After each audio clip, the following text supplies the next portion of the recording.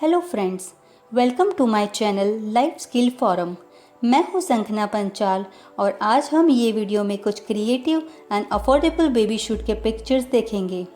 आपको अगर creative affordable baby shoot घर पे कैसे करें उसकी टिप्स एंड आइडियाज़ ज़्यादा डिटेल्स में चाहिए तो मेरी दूसरी वीडियो की लिंक आपको डिस्क्रिप्शन बॉक्स में मिलेगी।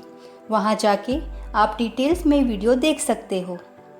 आपको हमारा ये वीडियो अच्छा लगे तो लाइक, शेयर एंड कमेंट करना ना भूलें और मेरी चैनल को सब्सक्राइब करें ताकि मेरी आने वाली वीडियो की नोटिफिकेशन आपको मिल पाए, क्योंकि मैं आर्ट एंड क्राफ्ट, गर्भ संस्कार, नेचर, स्पिरिचुअलिटी एंड योगा के वीडियोस शेयर करती हूँ।